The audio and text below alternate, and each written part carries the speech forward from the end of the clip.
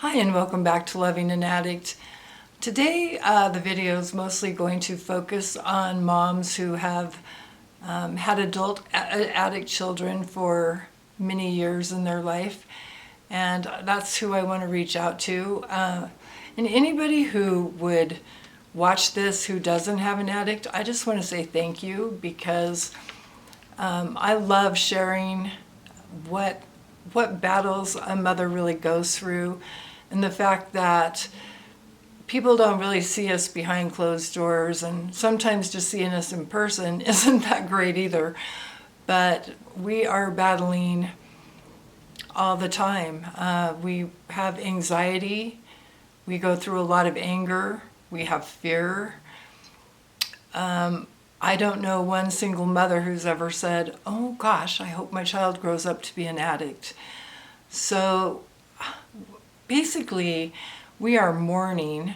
We have to go through a mourning of knowing that life will never be exactly how we ever planned, nor do we know if it ever will be. And that's a process. That's a lot of thinking about your life and coming to grips with where you're at and what you have and how you're going to work with it.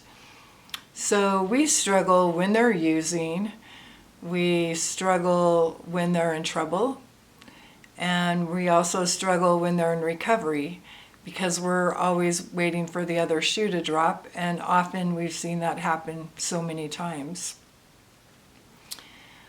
So unfortunately, we've come to the realization that this will be a lifetime battle for our addict child and for us as well.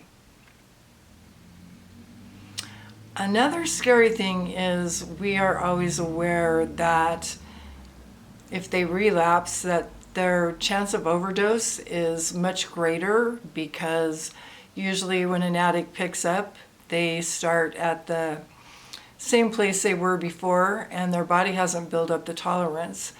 Besides the fact that drugs are just getting stronger and worse all the time. So that's another thing that I'm sure is on many mothers' minds. And I don't know, sadly, most of us mothers are fixers, and this is just something we're never going to be able to fix. And I think you watch your addict child lose their self-esteem and watch everything falling apart, and really the only thing we can do to help them is to work on our self-esteem. And like I said before, we've been in battle as well. I think we need to really get out here and share what's going on in our lives, because there's so much stigma and there's so much judgment, but there's so many of us. And that's why I just think it's really important to make these videos that aren't always comfortable, but to try to spread awareness to help other mothers, and just for anybody who's curious about what goes on. We have to remember that the voice of the addict child is gone behind addiction. And so we have no choice but to be their voice. And I think it's really important that we all try to do that. Remember to hate the addiction and not the addict. So loving an addict is so painful. We suffer more than people will ever know. And I don't say that for sympathy. I say that for other moms of addicted children to know you're not alone, you're not crazy. And I'm sure you've been gaslit, I'm sure you've felt anger, I'm sure there's days you couldn't get out of bed. I just want to tell you, you're not alone. So my reason for making these videos is to reach out to any mother out there who's going through all this struggle and feels alone. I want you to know you're not alone. And darn it, I really want to make a video without crying.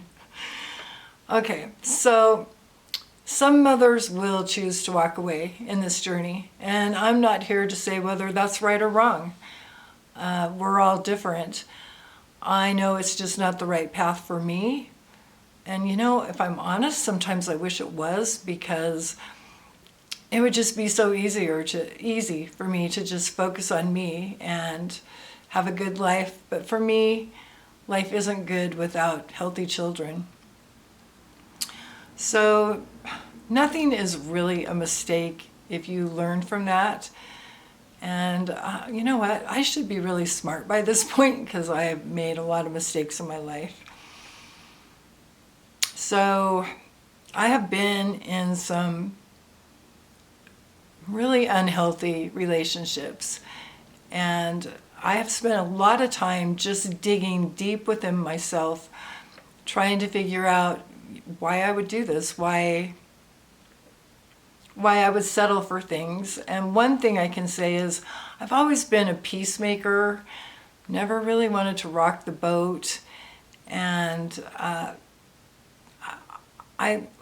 honestly, I'm wondering if I loved myself. How can you love yourself and let other people mess with your head and do crazy things?